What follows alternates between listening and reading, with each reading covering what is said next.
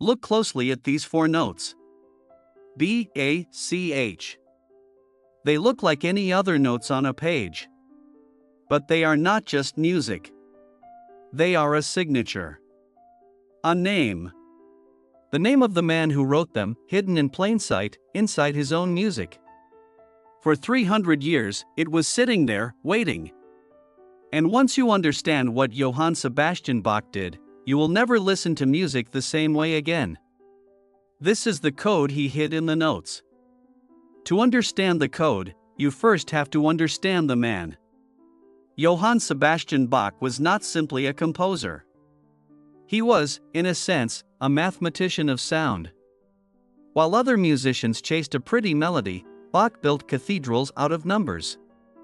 Music so perfectly structured that, centuries later, scientists and mathematicians would compare it to the architecture of the universe itself.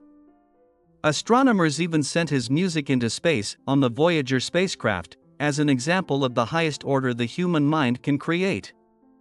But for Bach, music was never about showing off his intelligence. He believed music was sacred. A way of writing the hidden order of God directly into sound. At the bottom of his scores, he often wrote three letters. S-D-G, Soli Deo Gloria. Glory to God alone. For Bach, every note was a kind of prayer. And if music was a divine language, then a man like Bach could hide messages inside it. Messages that most people, even today, walk right past without ever noticing. So let us find the first one. In the German musical tradition of Bach's time, notes were not just sounds. They were named with letters. And four of those letters spelled something extraordinary. In German, the note B flat was simply called B. And the note B natural was called H. Which means that with four notes, B flat, A, C, and B natural, you could spell, in music itself, a word. B-A-C-H.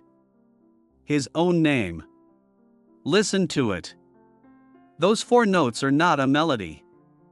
They are a man writing his signature in sound. And Bach knew exactly what he held in his hands. He wove these four notes, now known as the Bach motif, into his compositions like a hidden fingerprint pressed into wet clay. A composer signing his work, not with ink, but with the music itself. Other composers noticed. After his death, dozens of the greatest names in history, Liszt, Schumann, even into the 20th century, would weave those same four notes into their own music, as a secret salute to the master. But for Bach, this was only the beginning. Because this is where a clever trick turns into something far stranger. Bach was obsessed with a number. 14. Why 14? Go back to his name, and use the simplest code in the world. A is 1. B is 2. C is 3. And so on through the alphabet. Now take the letters of B, A, C, H. B is 2. A is 1. C is 3. H is 8. Add them together.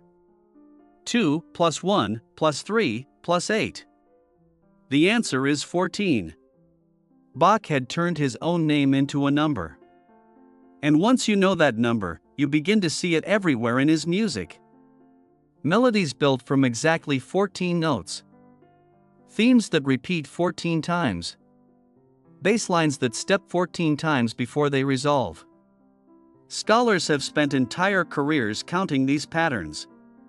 And there is one story that musicians love to tell. Late in his life, Bach was invited to join an exclusive society of musical thinkers and scholars. He could have joined right away. Instead, he waited. He delayed. Until he could enter, deliberately, as the 14th member. He chose to be number 14. Because 14 was him. But if 14 was his name, there was one more number hidden underneath it. Take his full name now. J.S. Bach. Johann Sebastian Bach. Using that same simple code, where in the old alphabet the letters I and J are counted as 1, the full name adds up to 41. 41. Look at it carefully. 41 is 14, reversed. His name, and his name reflected in a mirror. 14 and 41, woven again and again through a lifetime of music. Now, I owe you some honesty here, because this is exactly the kind of story that deserves it. Some of these patterns are documented beyond any doubt. The 4 notes of his name are real, and he used them on purpose. Others, the deeper numerical webs, scholars still argue about to this day. How many did Bach truly intend, and how many are we finding simply because the human mind loves to find patterns?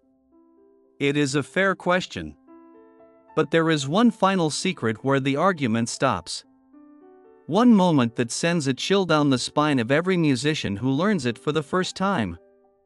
At the very end of his life, Bach set out to write the most ambitious work of his entire career. He called it the Art of Fugue. It was not written for fame, or for money, or for any audience at all.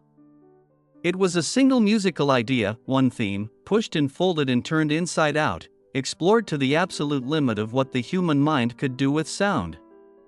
It was Bach, alone, reaching for perfection. And in its final, unfinished fugue, he did something he had never dared to do so openly before. He took the 4 notes. B+A+C+H. His own name. And he wrote them into the music, not as a hidden fingerprint this time, but out in the open, as a main theme of the piece. He was, quite literally, signing the last great work of his life in his own hand. And then, the music stops. Mid-phrase. The manuscript simply ends, in the middle of a thought.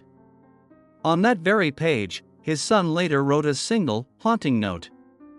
He wrote that his father died while composing this fugue. At the exact point where the name B+A+C+H is sounded in the music. Sit with that for a moment. The greatest composer who ever lived, writing his own name into the final masterpiece of his life. And death taking the pen from his hand at the precise moment that name appeared in the notes. He never finished it. He never heard it whole. The code, and the man who made it, fell silent in the very same breath. If that gave you chills, the way it gives me chills every time, do me a small favor and tap the like button. It genuinely helps more people stumble onto stories like this one. So what was Bach really hiding, across a lifetime of music? Not just a name. Not just a number. He was hiding himself. His faith, his mind, his very soul, woven so deeply into the mathematics of sound that it would survive for 300 years, patiently waiting for someone to listen closely enough to find it. And every single time those 4 notes are played, anywhere in the world, a man who died in 1750 signs his name once more. That is what music hides. Not secrets meant to be lost forever, but messages, left with great care, meant one day to be found. This is what music hides. If you want to hear the secret buried inside another piece you thought you knew, the story of a symphony its own composer never heard, watch that one next. And subscribe. Because from now on, you will never hear classical music the same way again.